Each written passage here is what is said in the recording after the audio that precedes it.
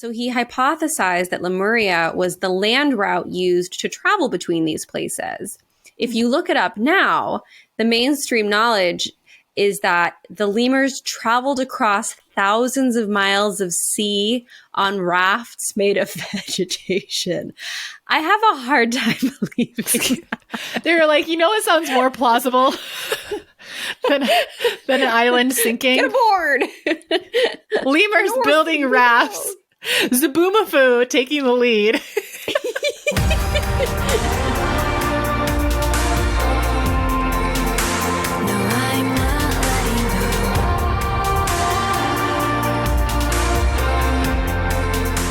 Hello and welcome to another episode of Goddess Hangs. Episode 117. Woo! Woo! We made it. I'm Sadie. And I'm Juliet, obviously. And we created the Goddess Hangs podcast to inspire you to live magically and live big and bold and maybe even a little mysteriously. I don't know. That word just came to me and it sounded fun. Live loudly and also mysteriously. I'm the least mysterious person. I share everything too much. I need to shut my mouth sometimes. No, you're fine. That's why the show goes so well. Somebody, my guy just put that word in my head and I was like, Sadie, maybe you need to be a little bit more mysterious, but maybe not. You're perfect. Have fun here. She's perfection in a bottle. You know, I've been spending more time with family, obviously, since I've been home. And, you know, I found out like some of my cousins listen like every week, which is so exciting and like so fun. Cousins. And so, it makes me feel like so good. But then I was with my aunt and she was like, oh, yeah, I listened to your podcast. And I was like, so shout out Aunt Jill. Love you. Aunt Jill. But she's like the young cool aunt, you know, so she can listen. But I was just like, some of those stories I would not have normally shared with an auntie, but you know what? Here we are. Okay. And we're just going to keep living big and not mysteriously over here. That is the goal. 31, gosh darn it. It's fine. Everything's fine. Oh my gosh, we have a really fun episode today. We're going to talk about lost cities. And then I went down a little rabbit hole of a not so lost city that maybe we're going to visit someday. Houston. No.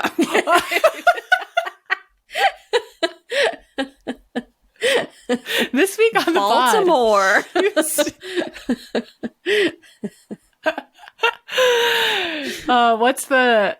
I have the musical. What musical? Good Morning, Hairspray. Baltimore. Yeah, never seen it, but love the soundtrack. There's the flasher who lives next door. Yeah, it's so good. Shout out to all of our Baltimore witches. Before we dive into all these mysterious cities and such, Juliet, what is new with you? I have good stories for you this week. Ooh. I have good edge of your seat, you're going to love them stories. Starting with about 20 seconds ago, the fire alarm for my whole building was going off. I have lost some hearing since walking through the halls. This is a loud fire alarm. And, you know, am I the only person who hears a fire alarm and becomes alarmed and responds? Nobody else left their apartment. People looked out their windows down at me on the street and they were like, do you see anything? I was like, well, I guess I'm doing the reconnaissance mission of this fire. I texted my neighbors like, hey, the alarm's going off. They're like, I don't know. I'm not home. I'm like, okay, sorry. The building might be on fire. I just like, I'll like pause and I'll be like, I don't smell anything. And I just keep going about my day. I go into like, do I need to pack a bag? Do I need to put the bird in her carrier? Like, because if that's the way I go out, that I listened to a fire alarm for 20 minutes and didn't go check, like respond. That, I can't. That cannot be my downfall. So I don't know. I guess it just went off. But anyways, that was the most recent exciting thing to happen to me. But I'm going to tell you last night's story, and then I'm going to tell you a story from a few days ago. So last night, Irene hits me up and says, Juliet, come with me. There's like a food event. We're going to be tasting some stuff. I think it's for like Top Chef UK. Come with. And I'm like, great, sounds good. So I throw on an outfit that I'm not the proudest of. It was, let me paint you the picture. Let me paint you the picture. In my head, I'm thinking, oh, we're going to go to some like, I don't know, restaurant somewhere and mingle, or like a hotel bar. I just was, you know, and there'll be like a couple centerpieces with like Top Chef UK. Like I wasn't expecting anything grand, but I was like, of course I'll come with you. So I put on a pink ginghamish dress from Ross. I put on my bubblegum pink blazer. I put little flower clips in my hair, pink and red. And then I put on my bubblegum pink cowboy boots with white hearts all over them. It looks like when you tell a first grader, pick your own outfit. It was very much that vibe. And I love what I wear. But this was not, I didn't know where I was going. Sounds like you could take this outfit to Houston, though. I could go line dancing in this outfit. Sounds cute for Houston. Yeah, Houston, Baltimore. So we put the address in. She's like, oh, it's at something South June Street. And I'm like, oh, I guess it's at like a house. Okay, cool. Like maybe somebody's just like, you know, rented out their yard or something. Nope. We pulled up to I wrote it down because I didn't know what it was called, the British Consulate General's Home of Los Angeles. There is an official residence, a palace, some might say, in Los Angeles that the British Consulate General lives in. An official like diplomat from the UK lives here. We pull up to this Grecian palace. There are about 12 men ready to valet the car in front of the house. And I was like, like my car is so corroded right now after like the garage leak in the building. Oh, yeah. My car is completely corroded. I'm wearing heart boots. And I was like, no, we're parking and walking. Like I'm not doing the valet. So we circle around, but there's nowhere to park. So I'm like, okay, fine. I guess we'll valet. They didn't even approach the car. They thought I stopped and they were like, you're blocking traffic. And I said, no, I'm coming to this event. Because it was a lot of like, move right along. They're like, I need you to get out of the way of the flow of traffic. I'm like, oh, I'm actually attending this event. Can you please park my 19-year-old car? So, so we get out. By the way, all the valet guys, so cute. Like, there are cute valet guys in Los Angeles. It's LA. Everyone's hot there. So we get out, and I'm like, oh my God, if I had known we were going here. And Irene's like, I sent you the email. I'm like, no, you did not. So we walk up. We each get these little name tags. We walk inside. You know the house from Passport to Paris with like the big winding staircase. I mean, that was the type of house that we were in. And the second you walk in, there's this grand framed photo of the Queen. And I looked at her and I said, I'm so sorry. I'm so sorry, Your Majesty. And then I made Irene take a picture of me like with my outfit. I saw that you pulled up your dress. You can see the boots. So cute. My God. It was so funny. It was so funny. But then once I was like, you know what? It doesn't matter. Like, you just have to own it. I owned it. Like, it's LA. Like, people dress all sorts of, like, there's no, like, yes, there was probably most people dressed a certain way, but they're like, oh, we're in LA. Like, they're like not fazed by that, I feel like. Oh, it was a lot of people in like black suits and black dresses. Anyways, there was a magnificent cheese table. And there were these little bites and tastings and mac and cheese and salmon. And oh my God, mouth hurts. I drank non-alcoholic alcoholic rosé. It was really yummy. I had two. I'm crazy. I had two non-alcoholic rosés because I was like, if I drink at this event, number one, I drove, but number two, like I can't, like I will start saying things. And you know what? Even sober, I said some of the dumbest things I've ever said in my life. And I'll tell you one of them. There are two places where I will be remarkably out of place. I would say the first is at like, I don't know, a motorcycle expo. I don't know shit. I don't know anything. Oh my God, I cursed. I don't know anything about that. Aunt Jill, did you hear that? Aunt Jill.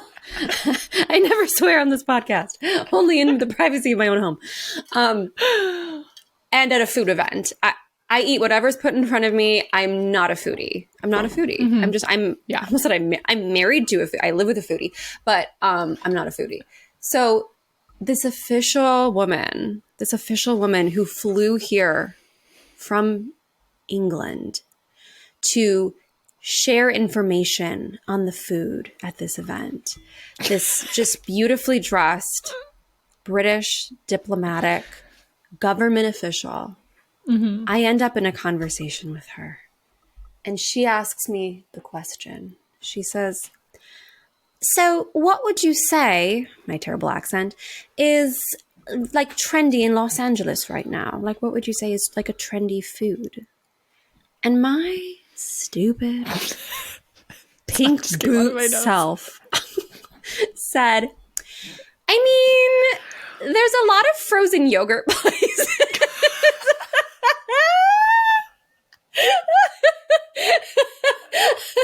And she's like, oh, really? I said, mm-hmm. But that also feels like an on-brand answer for the outfit you're wearing. I was like, I love Yogurtland. I hope she has a podcast and she tells the story from her point of view. She's like, this dumb idiot at the British Consulate General's gala. You posted this on your story and I was really racking my brain, like, what would my answer have been? Or like, have you thought of since, like, if I could do that moment over? Like, no, I don't know. I think I thought about this.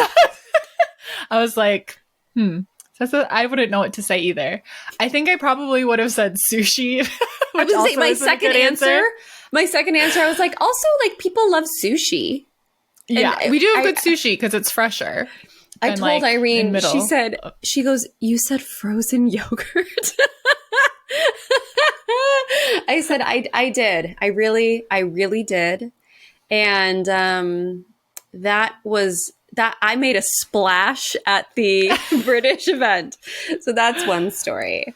But I have a new answer for the food. I have a real answer. I would like to share with everyone. If you're visiting LA, I think a good Los Angeles experience, there's a lot of different great like street vendor foods, but get birria tacos. I feel like that's specific to LA. You know, that's the answer somebody else said. Somebody who actually is in food was like, really? Like they were like frozen yogurts like 12 years ago. Like I would say tacos. And I was like, okay, I don't remember his name, but it was very funny. Yeah. So did Irene have an answer? What was hers? She said smash burgers. I don't think I've had it, but I've heard of it. Yeah. I'm an In-N-Out girl. Yeah, me too. So you should have said In-N-Out. like Menchie's. Like Menchie's is very LA. Yeah, that's what I would say. So that was my answer. And then we left, and it was pouring, raining, and they had an abundance of cheese and an abundance of valet parkers. They could have used an eighth of the valet parkers that they had. So they would wait at the door with an umbrella and walk you to the other holding area under a tent. And then when your car came, they'd walk you with an umbrella to the car. So this really cute guy starts walking us, and I'm like 3 inches into a puddle. I'm like, well, these shoes are ruined. And we're walking, And Irene goes, "What's your name?" Because he was like so adorable. And he goes, "Oh, my name's Ryan." And I was like, well, of course it is. Because like all my exes are named Ryan. Oh, I've had 3 ex-boyfriends named Ryan and 3 ex-boyfriends named Michael. So I was like, of course did you not know that? no. Oh yeah. I've had 3 Michaels, 3 Ryans, 2 or 3 Matts. They all like have the same name. Ex-boyfriends. Wow. Well, not like boyfriend, like dated. Yeah. I don't think. Well, no, that was a boyfriend. That was a boyfriend. That was a boyfriend. That was a boyfriend. Dated. I don't think I've had anyone that had the same name. I only had people with the same dated. name. Hooked up? I'm not sure. Probably. So when I met Victor, I was like, okay, the curse is lifted. Thank God. The curse is lifted. My second husband will be named Victor as well. But yeah, so, and then there was another cute valet guy, and I was like, oh, what's his name? Like Ryan L. Like we were just cracking up. It's like in Parks and Rec when he's married. There's like Tammy 1 and Tammy 2. Like his ex-wives are all named Tammy. Yes, that's me. That's me. But I'm pretty sure I'm everybody's only Juliet, which is very sweet. Although they've all probably forgotten about me by now. So let me move on to my other story. Speaking of like love and magic and all that stuff. So this one kills me. This is a better story. So Victor and I went to the Salvation Army boutique, which is, I was like, a boutique. It's just smaller. But a little boutique. So we went, and Victor's obsessed with collecting either film cameras or just like vintage cameras in general. So like right now I'm staring at a shelf like filled with cameras. And we were there and he found 2 different like tape camcorders. So you would like put in those little DV tapes and then you could stick it inside a regular tape. It's a whole thing. So he bought them both because they were both like super, super cheap. So we got home and he charged them, and we realized that one of them came with a tape. And I was like, I wonder if anything's on it. Like we should look and see. So we rewound it. Irene was over. And so it was me, Victor, and Irene. And we're playing back the tape, and it starts off. And I was like, oh no, this is going to get weird. It starts off as a huge zoomed in shot of the full moon. And you hear this man going, "It's a marvelous night for a moon dance." It's a marvelous night for a moon dance. He keeps trying to do it better. And he's like, "I think you'll like this. This moon reminds me of you." And I was like, oh no, are we about to like see something like a man sprawled out on his bed? Like what did we? That's what I was expecting. I was like, oh no, oh no, oh no. Then it cuts to this man at the piano, and he's playing the Ray Charles song, which I think it's Ray Charles, "Come Rain or Come Shine." And it's 30 minutes of him starting the song over and over and over. And every time at the beginning, he nods his head like this. He goes, "Come rain or come shine." And then he starts playing it. He does the same gesture over and over and over. And we're listening and we're going, oh my God, this man is so talented. Like this man, like I'm making up this story that he's like this unknown guy and he should have made it. And what a shame. And he deserves to be heard. And maybe we should like put him on TikTok because he was so like incredibly talented. And Irene goes, I feel like his name is Richard. And I look at him and clear as day, I said, no, his name's Robert. Like, I think his name's Robert. I'm hearing Robert. The next scene is him standing in his kitchen and he goes, hi, I'm Robert Martin. And I'm here to, and I was like, no. So this whole video, then he gives like a tour of his yard and he's like, I'm going to read you a poem. And he's like, such a romantic. He's such a romantic. And I'm like, okay, Robert. Robert's kind of cute. Robert's 61, but I'm like, not mad about it. So then it goes to him teaching like fitness tips. He's like, hey, I started this company called lookgoodnakedatanyaage.com and let me show you what I mean. And he pulls up his shirt. He pulls up his shirt. You know when you get off the Little Mermaid ride in California Adventure and you see Poseidon with like his 18 pack? This is what this man, I'm going to pull up a picture. This is what this man looked like. I am pulling up a picture right now. Hang on. I texted it to Sarah. Okay. This is what this man looked like. Oh my God. He's like gorgeous and ripped. So, and he's showing like, here's how I do this. And here's me doing a handstand by the pool. And here's me doing whatever. So, and then the tape kind of ended. And then I was like, we should look up his name. We should look up Robert Martin. Who's Robert Martin? He's talented and he's gorgeous. Who is he? He's a gold record winning musician. He's Grammy nominated. He was in Frank Zappa's band. He toured with Frank Zappa for like decades. And he still tours with the remaining members of the Zappa band. And he's in Europe right now. And I know this because I wrote to him. He wrote you back? Yeah, we've been writing. And I thought, if this was an indie movie, are you kidding me? I wrote to him and I said, Victor knows I'm doing this, by the way. He's like, you're being a little hoe. I'm like, I'm having fun. It's fine.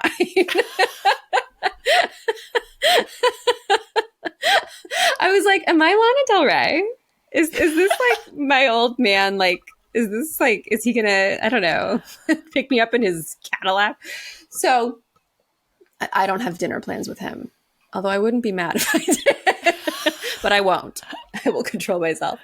So my boyfriend's 27. I'm like, he's only 73. It's fine. We'll go to dinner. Juliet's a pendulum girl. She likes them young or she likes them old. I like them where my age is attractive. Does that make sense? Like to a younger guy, I'm like it's something really special to be your age. Yes. So I'm really oversharing this week. So anyways, so I wrote to him and because I told Victor, I was like, we should write to him. He's like, we're not writing to him. And I was like, well, maybe you're not. Like, so I wrote to him and I said, Robert, I said, this might be unusual, but we went to the Salvation Army. My boyfriend bought a camera. Your tape was in it. I said, you have a new fan. You are so talented. It was so fun watching you sing and learning your fitness tips. And I was like, I'd love to write with you sometime. I was like, shit. I'm cursing today. I was like, maybe they'll be like open for us on tour in Europe. You never know. You never know. So I was like, here's a link to my music. And have a great day. He writes back and he's like, oh my gosh, Juliet, I'm so happy that this camera ended up in the house with a musician. He said, I loved exploring your website. I love your song, Follow the Butterflies. He goes, and here's another one for you. And he sent me another beautiful song. I was like, okay. I'm having fun with this. Me and Victor, we like to like take showers together. It's fun. And so we were taking a shower. I was like, Robert sent me a song. He's like, Juliet, knock it off. Read the room. He's like, Juliet, what? I said I have a boyfriend. Like, I know that he doesn't give a shit that I have a boyfriend. I was like, I said I have a boyfriend. He's like, do you think Robert cares that you have a boyfriend? Anyways, it would be such a killer indie movie if that's how like two people met and there was like a grand age difference, right? Yeah. Come rain or come shine. So there's your name. And I told Irene, I was like, if we were the kind of people who are cool people who just got tattoos all the time and just like piled them on, I was like, we would immediately have to go get one that said come rain or come shine. Like, it's too crazy. So yeah, that's my little like Lana Del Rey pen pal. Spicy. I know, it's kind of spicy. It's kind of fun. But I think I'm gonna stop now because if the tables were turned, I'd be like, Victor, knock it off. Oh my God. I'm like, there is something funny. Like I used to spend a lot of time around men who were much older than me, because I would play at this open mic in North Hollywood where everybody who gathered there was like in their 60s. It was like a lot of like older hippie men. And then I would show up as like an 18 to 20-year-old and I would play my little songs, and like we were just enamored with each other, because I was like, wait, you lived through these really cool things and you're so talented and you've been doing this for like 50 years. And they'd be like, and you're so young. And I mean, nothing ever like creepy happened ever, which was amazing. They would like walk me to my car and say, get home safe. And I'm very lucky that that's how that worked out. But there's just something like sweet and fun, like when you see through to somebody's soul and you don't really care like how old they are. I don't know. It's sweet. Anyways. Yeah. We got to made a new friend. Thank you, thrift store camera. And that'll probably be where the story so cool. ends. Unless they want to take me on tour. Unless they're like, Juliet, you're exactly what this tour needs. We've been praying for you. Or write a song together. Yeah, that's so cool. I know. I'd have to hire security to come with me. But yeah, we could definitely write a song together. And then I looked up, I was just looking him up, and he sent me his video, and the video was like released on his birthday, and he's also a Cancer. I was like, oh, that's sweet. I was going to say he's a water sign, isn't he? Totally. I mean, it started off with like him singing to the moon, right? Yeah. And like writing I was poems. immediately like, Pisces, Scorpio, or Cancer. I need to know more about him to know which one, but he's definitely one of those three. So that was my kooky week, from royalty to Daddy Martin. That was my week. And it was really fun. What's new with you? I love it. Oh my gosh. Well, I was like, I don't know, not much. But then I wrote like 17 paragraphs of stuff. Okay, I'm so ready. Not really. So this past weekend, my family did a little weekend getaway just because my brother's at school in lacrosse, and like we wanted to have a little like all of us together before I'm leaving. So we went to his college town and just like stayed overnight in a hotel, and it was super fun. We went to this winery, and then we just sort of like went out and like drank. Had a party. But it was like so fun. My dad was dancing. Like everyone gets so goofy, and it was super fun and just like nice to have everyone together before I'm leaving. And then the day this episode drops is the day that I'm flying to LA. I keep getting like just like crazy nervous throughout the day where I'm like, ugh. I'm like, oh my God, I'm going to New Zealand in 2 weeks. Like going to LA is like, I'm not really nervous for that. I mean, well, I'll get to it. I am a little nervous for that, but really nervous to obviously like go to New Zealand. But I'm pretty much all set. I mean, I'm not packed at all, but I have like everything organized. And first things I'm going to do when I get to LA is get in and out. And then I can't wait to snuggle with Boo and smell her stinky breath. Oh, I bet it's gotten even stinkier. She looks fatter too, which I keep texting Craig. I'm like, because he like if there's like the disciplinary parent and the goofball parent, you know, like I'm the disciplinary one that's like, no, she can't have more treats. No, you can't feed them yet. No, like I'm like the no parent in that household. And so I just feel like he just gives her food all day long. She's looking like a full on just ball instead of a cat that's supposed to be long. But she's looking really cute and I can't wait to hold her. But I was thinking about this. This is so funny. So the last time I went on my big 6-week backpacking trip, the week before I left, I stayed with my ex-boyfriend. And I'm doing the same thing this time. And I'm like, what does that mean? What does that say about me? That you're just way more chill than anyone I've ever met. That's what it means. Yeah, a little too chill. But because yeah, like we were exes at the time, you know, like we weren't still dating at the time. I stayed with him and then I went on my trip. I don't know why. Just wanted to. And then I'm doing that this time too. I mean, Craig's going to be gone most of the time because he has a tour date and I want to be with the cats. But like, you know, we're going to have a couple days together, which I'm excited for.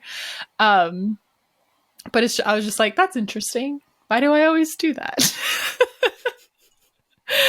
But also, when I get there, I will not be taking care of 2 cats, Mr. Cat and Boo. 4 cats now live there. What? I know. Do you know how long I begged? You guys know. I kept saying, trying for a third. And then I leave, and freaking 4 cats live there now. Because who are I'll the tell other you why. 2? So the 2 kittens we fostered like right before I left. So they were for his niece and nephew. But they were a little too young, and they accidentally got a little rough with one of the kittens, and the kitten got hurt. The kitten's fine now. But their parents were just like, they're not ready for these cats. Like, kids don't understand. They're like a stuffed animal, you know, like they don't understand the fragility of life. They're not trying to hurt anything. And they were just playing and got too rough. So Craig was just like, okay, I have 4 cats. So he has 4 cats. Is he going to give the 2 back when they're bigger? Maybe. I don't know. But as of for now, they just live there. Oh my God, how funny. And the one obviously cat, he missed having more of a presence around him, so he... Yeah, he's in Aww. heaven. There's just always 4 cats laying around him, and he loves it. But I'm just like, once I leave, then you get more cats. That's all I wanted. But I'm going to be in cat heaven while I'm back, which I'm very excited for. Really quick, if you're hearing me continuously update about my travel plans and you're feeling like, I wish that was me. I wish I was planning for a trip. I wish I was getting excited. I wish I was getting nervous and throwing up and pooping my pants because I'm nervous to go traveling. Remember that episode? You need to get in on our Bali trip. There's, what is it? A month and a half left 2.5 months. You have 2.5 months before it's cut off and we can't accept any new people. There's still a couple of spots left at the $200 discount. So use code BALI200 at checkout. All of the details are in the show notes. And we have a whole IG live on our pages and more information on our social media. So if you go to at Goddess Hangs on Instagram, you can watch a whole live where we like go in depth. And we also created a witchy travel guide, which we'll make sure is in the show notes this week. And it has some tips for like what to pack to help like keep energy clear and take care of your energy while you're traveling. I added in some of my solo travel trips along with the witchy travel tips. And then there's lots of fun details about the trip there too. So make sure you get in on that because it's going to be really special and really transformative. The itinerary alone, like the tours and stuff we're going on, that's all included is bananas. And then Juliet and I are also teaching quite a few workshops while we're there too. So it's going to be a very well-balanced and juicy mix of like the magic that Juliet and I teach and the magic of Bali. It's going to be really special. So make sure you are taking action on that because time is running out. And what else are the notes? I'm just getting excited for the other stuff we have going on. Activate Your Magic is coming back. And I always just get excited. I like look at the little wait list every day and I'm like, ooh, I wonder who's going to join because it's the program that I have like literally, I don't know. You can go onto my page at I am Sadie Olson on Instagram and look at the results highlights. And you'll see it's Activate Your Magic, just tons of people and what they've said about this program. It's so good. And it's something that Juliet and I went in on together this past fall. So it's like completely updated with the way that we teach now, the way we teach mindset and magic and manifestation. And it's a literal roadmap, like step by step, like start here and then go here and then go here and then go here to literally just like overhaul and fucking transform your life. It's so good. And let's see, I wrote some notes that I wanted to. So if you're looking for clarity, clearing old blocks and beliefs, stepping into a new identity, as a manifesting bad bitch, right? Activating your intuition, very important. And having just like the strength and the courage to show up for what you want your life to be, and the resiliency to keep going, because it's like it's a constant cycle, and this program is meant to be that. It's not like a straight road. It's like cycle through this work again and again, and it's going to be like this spiral staircase where you're going up and up and up and expanding in to your dream life. Like Juliet and I still to this day use this roadmap to cycle through to continue to grow as individuals and grow as a business and grow in our separate, passions and things that light us up. So it's a program that you get to have access to forever and ever. It's self-paced, so you can do it at your own time. You can revisit, the pieces that spoke the most to you or that you feel like you really need that right now. It's such a good program to just have in your back pocket forever, because you're going to go through it once. You're going to just completely transform the way you see the world, the way you move through the world. And then you're going to have that forever to come back to. So get on the wait list, because the wait list gets a special bonus, and we'll send you more information about it very soon. And we also have so much big stuff happening in the Alchemy Collective in March. The theme is being big, big, big. If you didn't listen to last week's episode yet, make sure you go listen to it, because it's really it's almost like a masterclass, the first dip in the waters of like everything we're expanding into in March. And if everything we talk about, you're like, I don't know, should I do Activate Your Magic? Should I do Alchemy Collective? What's the difference? How do I know what's right for me? First of all, they're really great to work in tandem together, because Activate Your Magic is this big program that you get access to forever. That's a literal roadmap. And then Alchemy Collective is community support, accountability, the highest level access you can get to Juliet and I on a daily basis. So if you're looking for that mentor relationship as well as a more social aspect to your manifesting journey, this is where you want to be. It also isn't so much the literal roadmap. The Alchemy Collective is all about looking at the full and new moon cycles and really in real time, like what's happening in my life? How do I move through this? What do I want to create? We break it down. So I would say if you're like just haven't started on your manifestation journey, or you're feeling really lost, like Activate Your Magic is for you. And Alchemy Collective is really great if you're like, if you don't have clarity, you can still join, but I think some level of clarity is really useful. And then we can begin to build on that and expand on it and hold you accountable to really getting in there and making it happen. So it's like the roadmap over here, self-paced, have it forever. And then Alchemy Collective is like having Juliet and I in your back pocket. Like you can text us, message us in Discord. We're in there almost every day. You have a community that's, dipping into the same level of magic and expansion as you desire in your life. There's just nothing more powerful than having people in your corner who like just freaking get it. And I talk to so many people that say, Sadie, I'm so jealous that you have Juliet, because I'm talking about fellow like witchy business owners, because we are really lucky to have each other, because having someone in your life who really inspires you and activates you and pushes you to want more, there's nothing more powerful than that.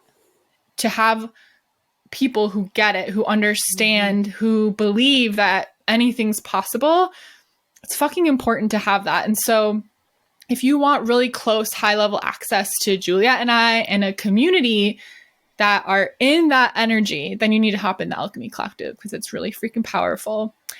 And if you're like, I want both, get in the Alchemy Collective now, because you're going to get a discount on Activate Your Magic if you're in there, which is exciting too. So that's what's new with me, is that I'm excited for the March Madness Magic.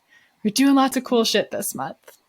Absolutely. I love how you said like Activate Your Magic is the perfect, if you take one program in your life that will help you get crystal clear on your desires and get to know yourself and like know how manifestation works and know how energy works and all this stuff, like it is going to be a foundation that will serve you forever and ever and ever. The work that's within it completely transformed our lives.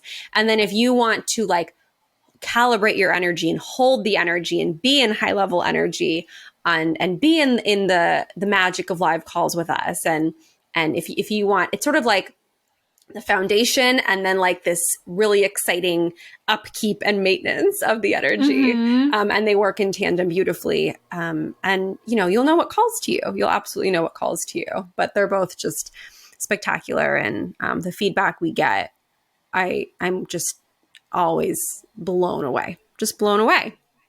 Yeah. And it's a testament. It's a testament that when you shine your light, when you bring forward what you know in your heart you need to bring forward, you can transform the world. You can help other people. And we always say like we're holding up these very pink glittery flashlights just to show you what's already within you, and it's all you. And we want to like light beautiful fires in everybody, and then you can all go spread the fire out into the world and the whole world lights up. So if you want to live magically, you know what to do. You know what to do. The wait list, the information, it's in the show notes. And if you're new around here, you don't have it yet, there's also, and you're like, I'm not ready to dive into that stuff yet. But we have a free 50-page Witchcraft for Beginners guidebook. So make sure you get that to begin with. If you're new around here, welcome. Good. We're grateful you're here. And we have a free whole ass book for you. So that's also in the show notes. We do. So let's dive into the lost cities. Where did they go? What happened? I've been looking for you for thousands of years. We don't know where you are anymore. Oh my gosh, we really need to take all these songs and make an album. So this hit me like a bolt of lightning. I was like, this week we're going to talk about Atlantis and Lemuria.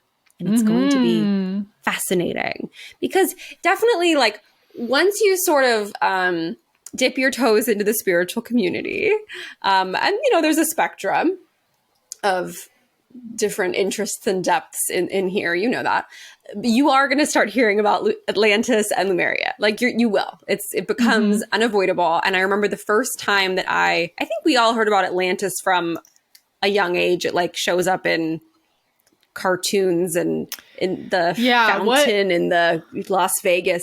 Everybody's memory of the fountain in Caesar's Palace. Not that so much. But isn't there a whole movie based in Atlantis, or am I thinking of something else? No, I think I'm thinking of The Road to El Dorado, which is also. But isn't Journey to Atlantis something? Let me check. I feel like there's an Atlantis movie. We should all watch it. I bet there's like 12. There probably is.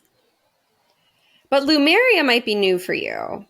Yeah, there's Walt Disney, Atlantis, The Lost Empire. Okay, that's 2001. That is what I was thinking of, I think. And then 2003, Atlantis, Milo's Return. Oh, yeah, Milo. I remember. Yep. My boy, Milo. Here, for anybody who needs their memory jogged. Atlantis.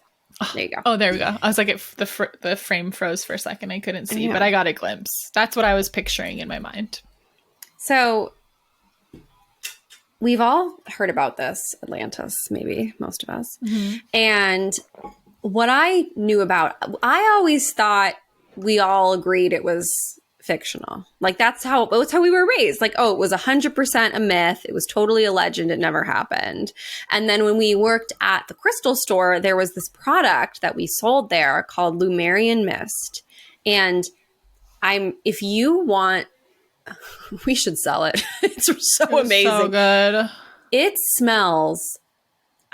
You've never smelled anything like it. It's like jasmine and gardenia, and I can't even explain it. You spray it on yourself, you breathe it in, and it like makes you want to cry. It feels very familiar.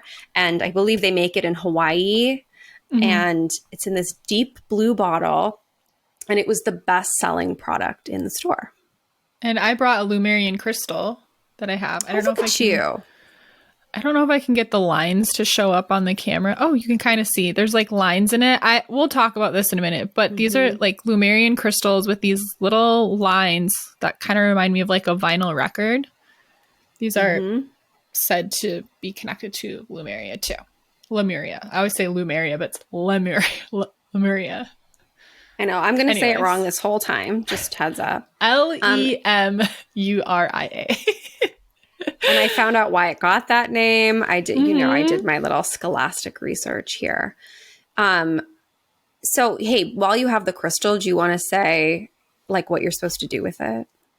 Okay, so it's said that so Atlantis and Lemuria are both ancient civilizations that mysteriously disappeared, and for I don't know how long there's been scholars and researchers and scientists trying to find proof of these civilizations, and there's different theories about this. But Lemuria, so both of these ancient civilizations said to be very, very advanced, not only on a technological level, but like a spiritual level, like very ascended, quote, ascended beings. And so Lemuria was known to be a society that was very peaceful, healing, full of love, almost just gives me like angelic vibes. And it said that these crystals, which looks like clear quartz, but again has these lines in it. It's that these crystals, they use crystals to communicate and to store information. So you can meditate with these, and it's said that like these lines are holding the information, and that you can like kind of download their wisdom, their, I guess the way they would teach like a spiritual perspective. So I was thinking about this today. I have multiple Lemuria crystals. I only brought this one with me. I put about 100 crystals in storage, not just Lemurian ones, but I decided to bring this one with me. And I actually don't think I usually don't really hold crystals while I meditate. I just meditate. And I don't think I've actually meditated with this, but I keep it on my bedside, and I don't know, or while I'm working, I'll hold it. It's very calming to me. And I just feel like it's very peace inducing, like it settles me down. But as I was doing all this reading, and I do find myself sort of like rubbing the ridges on it, but as I was doing my reading, I was like, girl, you need to meditate with this crystal and see what comes through. So that's the story of Lemurian crystals. So if you ever see these at stores, what characterizes them is these lines, and that's their purpose, or like that's what they originate from. It's said to hold their civilization's information, like a computer chip. I remember a couple stories about these crystals from working in the store.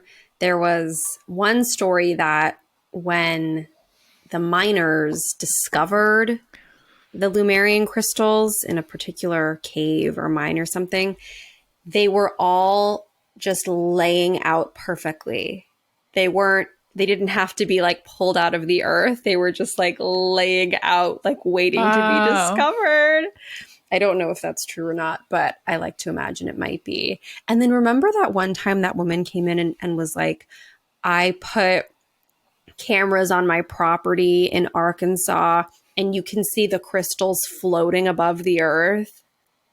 I don't know if I was there that day? Maybe not. I don't know how true that was, but it was a nice story. I was like, do you have the footage? And she's like, no. I'm like, it'd be cool if you had it, because I want to see. A story about camera footage, but you don't have the camera footage. You could put it on your phone and then you could show me. Yeah. Okay. So do you want to start with Lemuria, and then we'll like go to Atlantis? Sure. Because Lemuria came first, apparently. That was like the older society. So I can read. So I thought this kind of explanation was a good summary, and then maybe you can teach us some of the more like dates and origins and stuff. So, okay. So I thought this was, I'm going to quote somebody. that this is because it's interesting when you look up Lemuria, because there's very like science research articles, and then there's very spiritual articles, and Juliet and I are always kind of meeting somewhere in the middle with those a lot of times, and so it was hard to actually find information that felt like our type of energy. Honestly, I found a couple YouTube videos that were pretty good, but this their Instagram handle at Children of the Cosmos is a little bit more of a spiritual woo-woo explanation, but I thought it kind of helped make sense of sort of a summary of what this civilization was. So it says, Lemuria, or Mu, is believed to have been a continent where heaven really was a place on earth. The Lemurians are thought of as a peaceful, highly intelligent race of people that existed millions of years ago. In Lemuria, life worked in harmony. All beings were seen as equal and were deeply reverent to Mother Earth.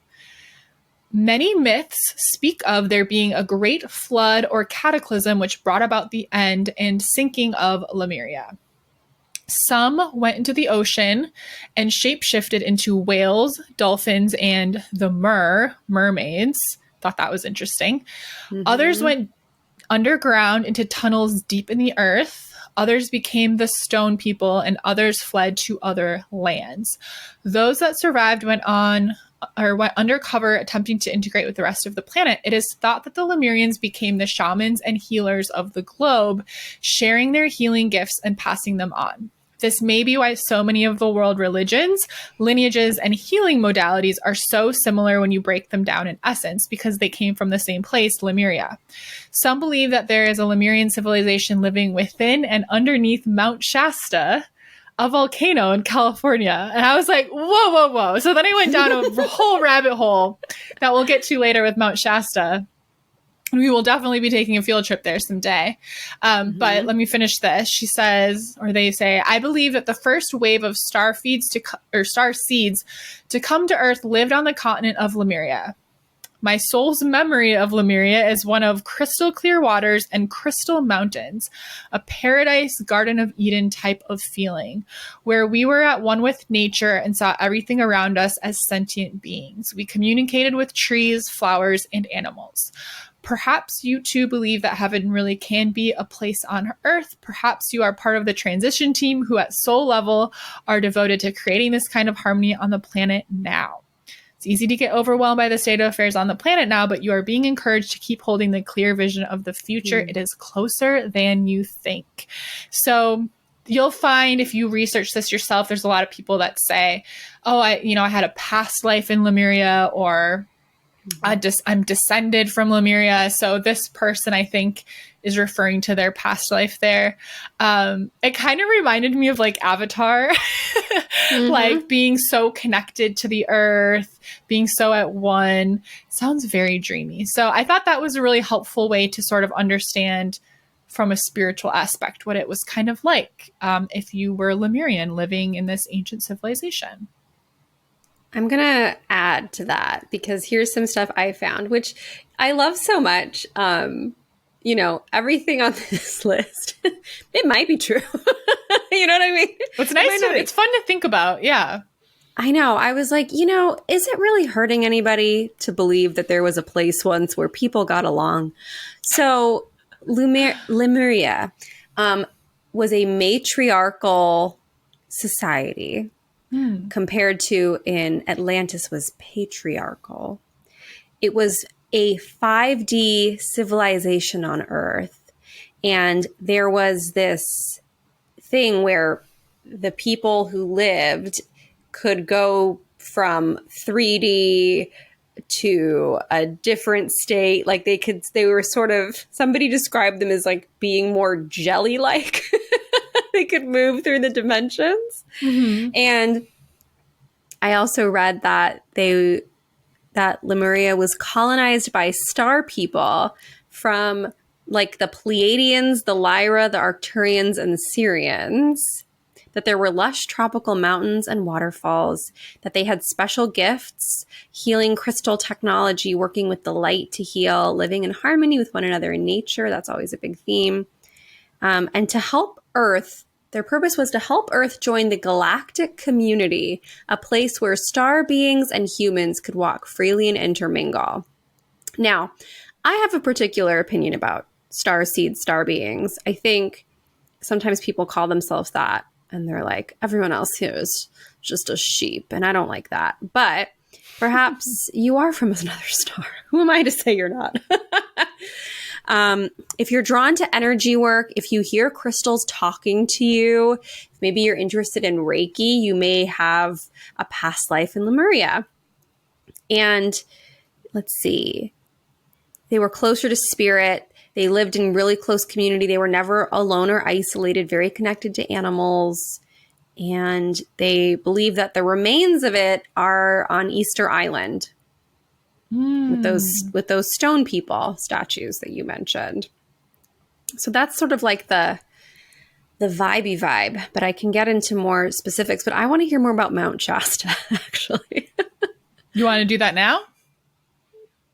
I mean, kind of. Okay, I'll tell you. Don't have to ask. We don't have to. We don't have to. Oh, I didn't know if you wanted to do Atlantis and more Lemuria and then do Mount Shasta, or if I should go into it now. No, I want to know because you said there's a connection. Yeah. So it's said that there's a modern Lemurian civilization in Mount Shasta. You didn't come across this? I don't know how I got here, but okay. Have you heard anything about Mount Shasta? Any stories? I couldn't even point to it on a map. Let me look at it. Okay, so it's in Northern California. It's a dormant volcano, and I had no idea. So it's considered it's globally recognized as a holy land.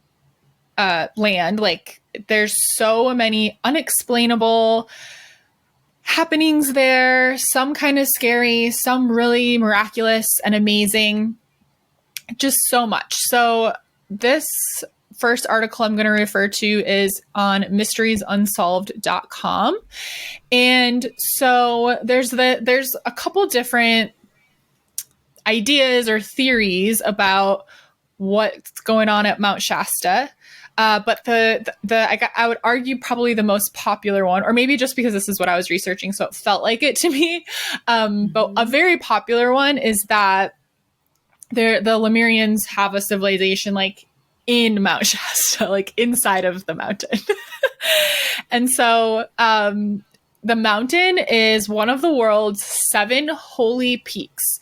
Legends concerning UFOs, aliens, angels, spirit guides, and something abound in Shasta. So there's just an abundance of stories. There's so many people that have had experiences there.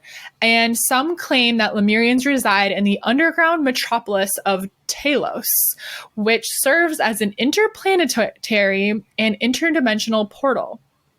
So here are some recorded incidents of purported encounters. Now, something that I could not really figure out is who's naming this civilization. Most likely, someone channeled that information, but I'm super curious. Are multiple people who never had contact with each other channeling the same name and the same information and the same, this is what it looks like in there and this is how it's organized? Or is this just one person I'm not sure about that, but this is really interesting. So Telos is said to be a city inside of the mountain. It's an octagonal city said to have 5 layers. The first layer is the hub of education, government, and commerce with a temple that can house 50,000 people. Other structures include government offices, entertainment facilities, schools, the King and Queen's Palace, a spaceport, circular dwellings, industrial factories, and hydroponic gardens, which grow plants and water and nutrients rather than dirt. So I'm like, where are we getting this information? Someone must be channeling it, but who? Mm-hmm. Yeah. Come forward. So it said the locals speak a language called Solar Maru, which is said to be the source language of Sanskrit and Hebrew. And people have seen what they say to be Lemurians, and they're very tall. The average height is like 6.5 to 7.5 feet. up even to like 10 feet tall. So they're very tall beings. I was like, fit right in. I'd be a little shorty there. Would love it. It said that they're ruled by King Ra and Queen Ramu, as well as a council of 6 men and 6 women. There's no monetary system because all fundamental necessities are completely provided, and then trading is utilized for high-end products. And ascension is the most important spiritual action, which involves traveling through several dimensions, particularly from the 3rd to the 5th. So it's a civilization that you've, like, you know, in our civilization, we get a lot of props for like how successful we are, how far up the corporate ladder we climbed, how much money we have. In this civilization, very different. That doesn't have a lot of meaning. Your fundamental necessities are met, and what has meaning, what people would say, like, wow, I really respect that person, would be the time you invest in spiritual ascension, which I think is interesting and cool.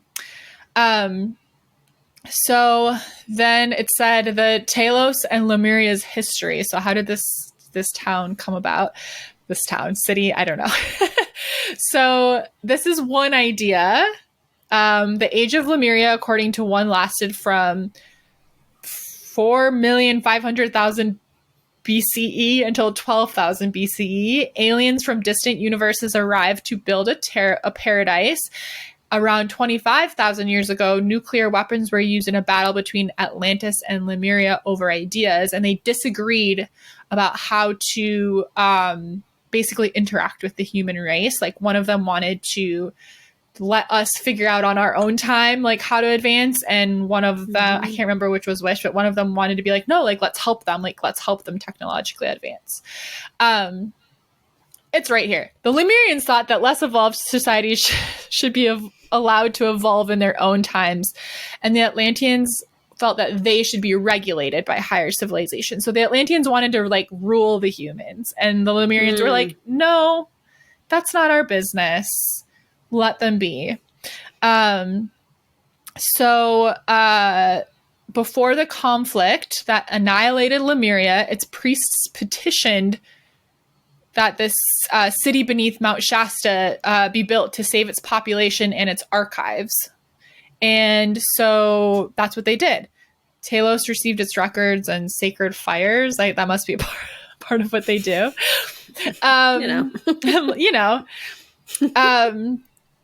But this is interesting. So science fiction or undiscovered reality. So, you know, a lot of this sounds like an action movie or a story written by Jules Verne or H.G. Wells, for my science fiction babes out there like me.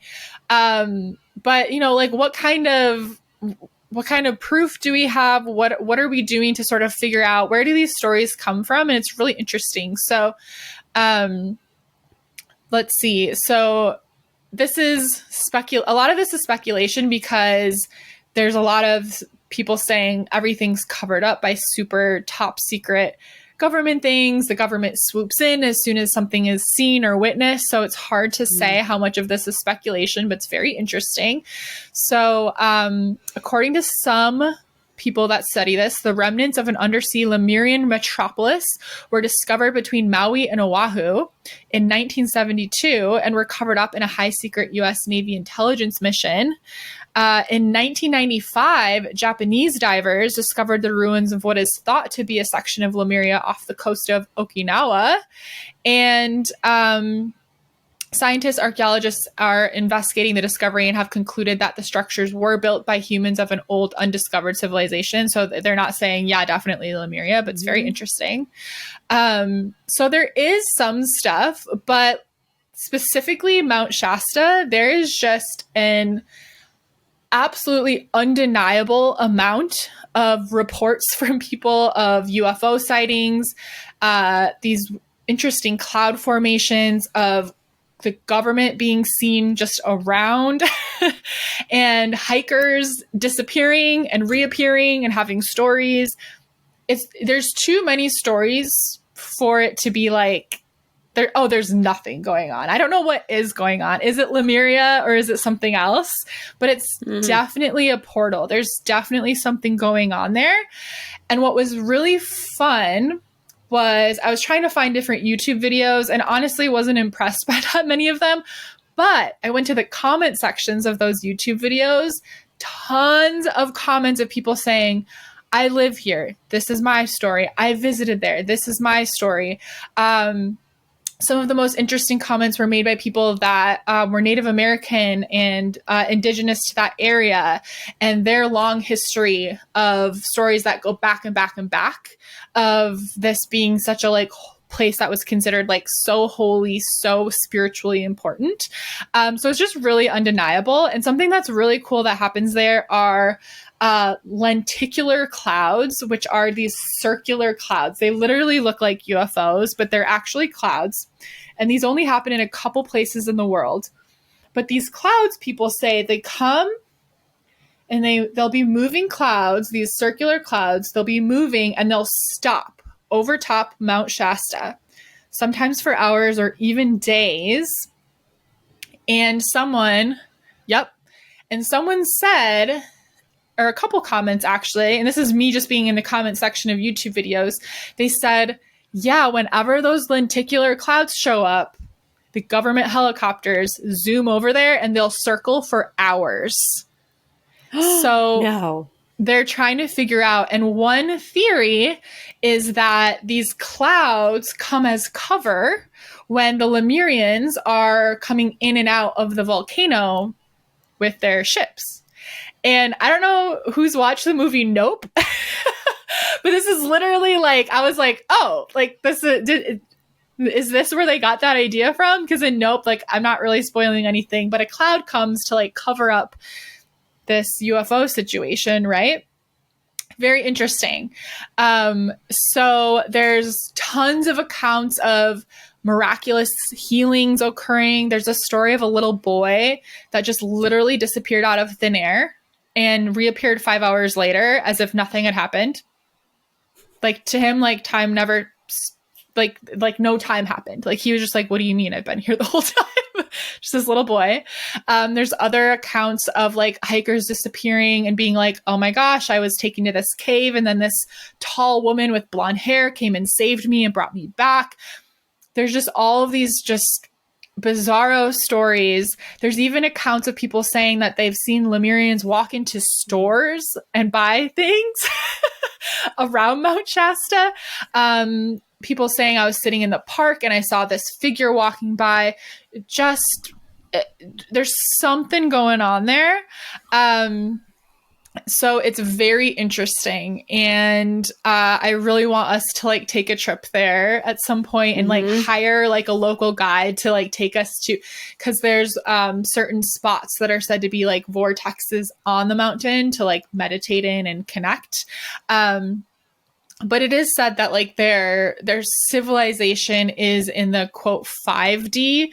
So I was watching this funny like 3-minute YouTube video of a guy going with one of these local guides. You know, she's a woman who channels. She's like a medium, and he's totally, you know, like he's doing it for the YouTube video, but he does not believe in any of this. and she has these little chairs and she sets up the chair, you know, they're hiking and she sets up the chairs and she's like, all right, we're here. And he was like, what do you, he's like, you know, they're just in a little dirt clearing in the forest. And he's like, okay. And she's like, okay, close your eyes. And then she starts sort of saying like, oh, you see this and you see that. And like, and he's just like, you know, he's not really getting into the experience. But, you know, like the fifth dimension is something like we exist in the third dimension. So the fifth dimension is like, we could do a episode about this too. It's very interesting. And there's definitely some toxic spirituality surrounding all this 5D ascension stuff that sort of is like me versus the other, but it is interesting. And I think the 5D more or less is a place that, like, if you have astral traveled or you go deep into meditation, and you can like visit, another piece of your existence or whatever. I think that would be like what the 5D is. It's somewhere that we can exist on a spiritual level, but this physical meat suit, this physical body that we're in right now, I don't think goes to the 5D. But that's sort of when you visit Mount Shasta, like if you can go into that 5D, like sort of meditative state, it's said that you can, experience Lemuria there. So very interesting. That's what I was saying. A lost city that's been found in the beginning. Oh my gosh. There's a modern day Lemuria, apparently. I needed to know. Okay, well, right? We must put that on the list. Maybe 2024, so like you're going to do your big traveling this year. I'm going to do a couple trips this year. And then maybe 2024, we like actually say like once a month, we're going to hit a different vortex. We're going to do Sedona. We're going to do Mount Shasta. Like we're going to go to the places. That'd be fun. Yeah. It'd be really fun. It's only an hour and 48-minute flight from Los Angeles, it said. I was going to say drive. I thought it was really north, but yeah, we would fly. I don't want to drive. No, I'm not going to drive. So to wrap up Lemuria, here's some of the geographical specifics. So there's arguments that it was either in the Pacific Ocean or the Indian Ocean, between India, Madagascar, and Australia. And the way that this whole concept came to be was because in the mid-1800s, British zoologist Philip Sclater, he studied the flora and fauna, and he realized that the lemur fossils in Madagascar and India were completely missing in Africa and the Middle East. So he hypothesized that Lemuria was the land route used to travel between these places. If you look it up now, the mainstream knowledge is that the lemurs traveled across thousands of miles of sea on rafts made of vegetation. I have a hard time believing. They were like, it sounds more plausible than an island sinking. Lemurs building rafts. Zaboomafoo taking the lead. I like to move it. Across 10,000 miles. No, maybe not 10,000.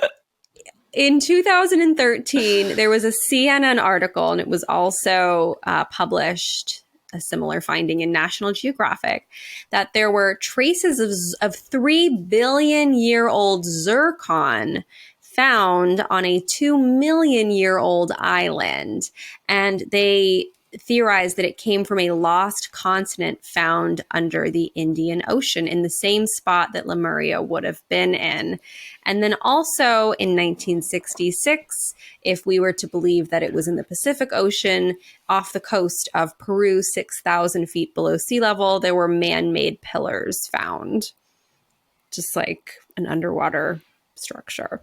Wow. So that's sort of it's not a wild thought to think, well, how on earth did the lemurs go from here to here?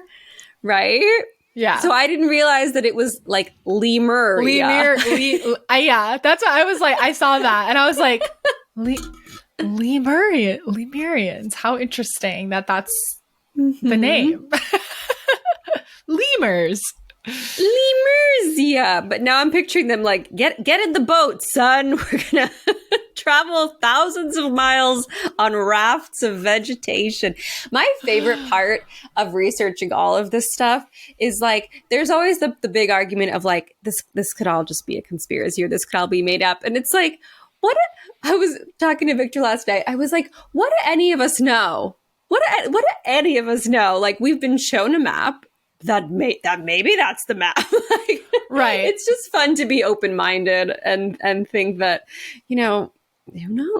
Who knows? We don't know. Yeah, that's why it's fun to speculate. And I think it's like, I don't know, it's just like good for us to question what we've learned. And it's because I think there's a lot of ancient history that, I don't know why, but has been covered up or, just sort of explained away. And it's like, what if we just speculated for a moment? We put away our disbelief and we said, okay, this is real. What does that mean for us? What does that mean about our history? And I think in terms of like these ancient civilizations, like there's a lot of positive to like pull from that and think about of, you know, like, oh, they were based around, you know, they prioritized like growing spiritually over other things. And like, what if I wanted to make that, you know, my goal in life, that meant success to me instead of some of these other things. Like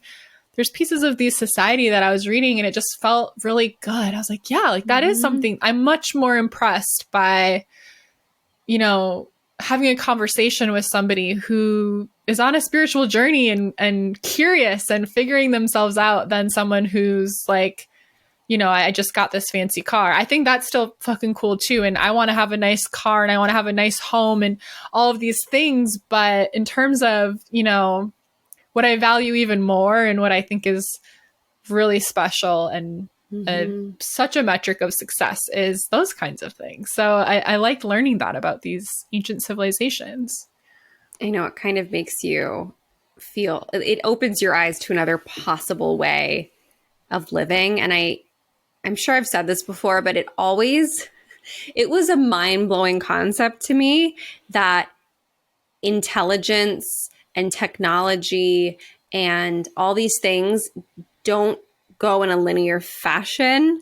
Like I think just growing up, it was like, well, it started with the wheel and fire, and then a boat was built. Like it's, you sort of think like, oh, and like now we're just getting smarter and smarter. And thousands of years ago, they must have just been really, really dumb. Like there's just this weird thing that we're sort of indoctrinated with a little bit. But then you look back at these ancient civilizations and in many ways they were like smarter than us. Far more, caring and more compassionate and like smarter in ways, like there's different types of intelligence. You know, maybe they weren't sending an email, but like maybe they knew how to be peaceful. Maybe they knew how to be caring. Like there's other ways of like intelligence. And I also wonder, like, are we harnessing the same? Because like, if you think about Wi-Fi, we didn't invent that. We learned how to harness it. It's always been there, right? Yeah. All of this shit. Wi-Fi, telephone signals, electricity. Nobody invented it. It's just all like they could have had Wi-Fi back then and called it something else. And so anything in our modern technology, I'm like, is what we consider Wi-Fi. Did they harness Wi-Fi energy into their with crystals? Is that what they're talking about? And we don't know how to do that. And it's a very different way. Like, it's just so fun to play with these ideas because I'm like, we didn't invent this stuff. It's always, it's just energy. We just invented the, you know, or we, you know, we invented the tools to harness it. We figured out how to put things together in a certain way. So when maybe we just don't like see it, you know, we think, they communicated with crystals. Okay. But maybe they did. I mean, I'm pretty sure there's crystals in our phones, aren't there? Like I think they use clear quartz in computers and different things to magnify the energy. So maybe what they're calling a crystal is literally a cell phone, you know, like but it looks different and it works a little bit differently. Maybe it's even more advanced. They literally have this and they're like, call Juliet and I can call you. Who knows? Right. It's fun to think about, you know? And so it's like, why couldn't they have communicated with crystals? Maybe that was their cell phone. You know, it's so cool and so interesting to think about this stuff. I just love nerding out about it. I do too. And it's definitely a fun way to move through life, to be like, maybe. Yeah. We weren't there. Maybe. I'm going to try and call you on this later. Hello? So, okay, let's do Atlantis. You don't have Atlantis notes, do you? I did not. I went too far down the Mount Shasta rabbit hole. I ran out of time for Atlantis, so you got this. Okay. So in terms of let me start with this. So the city of Troy was considered a myth for hundreds and hundreds of years. They were like, oh, Troy wasn't real. That was just Homer telling a story. No. Okay, well then somebody discovered it in 1870. And they were like, Oh, Oh. maybe it wasn't a myth. So the same could be said about Atlantis, because Plato talked about Atlantis, and we've like written it off as a myth, a fabled place. But I'll get into all of that in a second. So much like we talked about the culture of Lemuria. What was the lemur's name? Zaboomafoo! Zaboomafoo. You remember that show? Or am I making that? Oh. No, that's a show. It was like I real do. people and like a lemur, and they would like teach you. Yes, stuff. I do. I don't think show. I watched it, but I know what it is. I'm thinking of King Julius from Madagascar. Oh, no. Well, we love King Julius. Zaboomafoo probably would be his right-hand man back in Lemurian days. You just Zaboomafoo. I'll put a picture just of like him saying on it. the cover of this. Special guest star Zaboomafoo. Zaboomafoo. Okay, so much like Lemuria, the culture was a place where like all 12 chakras were activated. I don't know the other ones. So I think they go up more. Like I think, okay. Or maybe there's some more both directions, but there's arguments. I've seen things say there's like 57. That's not the number, but in the like up, high. So I don't know, but you can have as many as you want. Okay.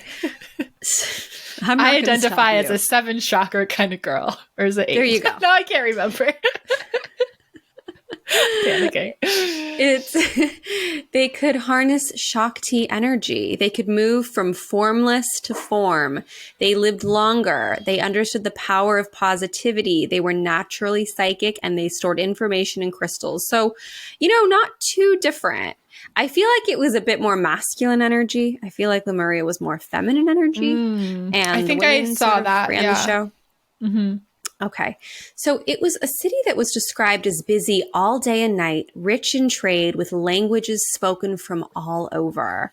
It was also referred to as the capital, and it was an empire made up of 10 kingdoms. So where did Plato get this information, right? Because this didn't happen. This wasn't around during Plato's time.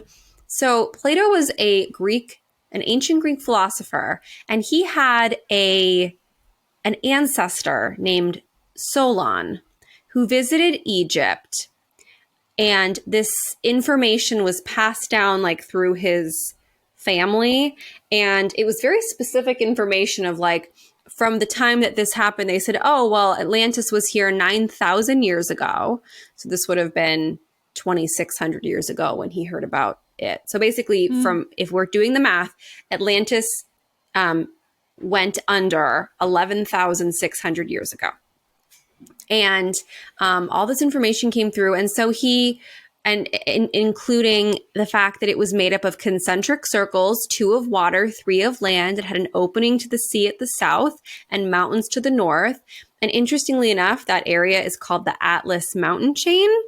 And the first king of Atlantis was named Atlas.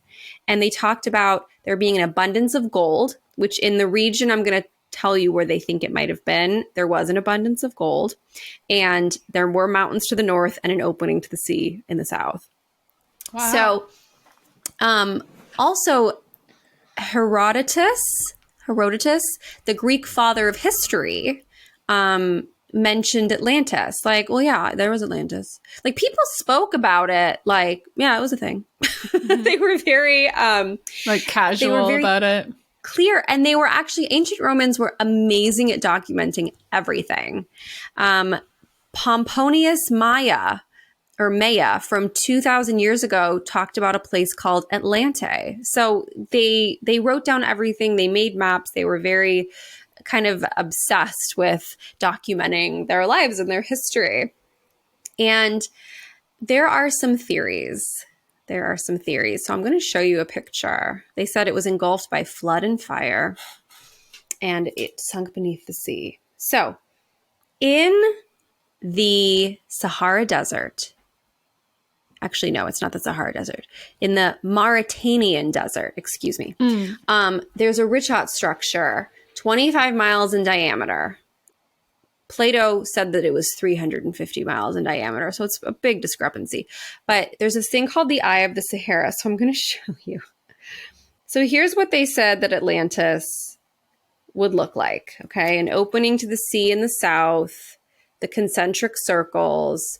There are mountains above here. This was Atlantis. Also, I think circular cities like Paris, I believe, is like like they did the city planning in like a big circle. I think it's so beautiful. LA is such a like checkerboard grid. Yeah. Now, there is this region in the Mauritanian desert called the Eye of the Sahara. Look at this. Look at this. Oh, wow. So you put them next to each other.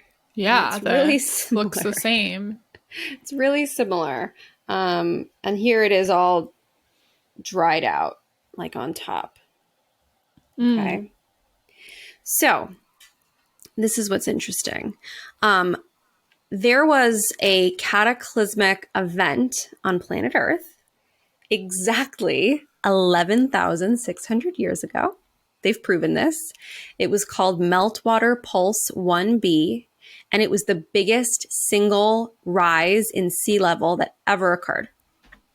Wow. So at the same exact year that Plato had this information passed down to him that, 9,000 years ago from him, 11,600 years ago from us, was the exact same year that there was a huge rise in sea levels, which would have sent a lot of places underwater. I also learned that 5,000 years ago, the Sahara Desert was green and tropical. Every 20,000 years, it goes from tropical to desert. Oh. Isn't that? I didn't. And then I was like, that can't be true. And then I double checked it and it was true. But maybe you could, anybody listening, you could triple check.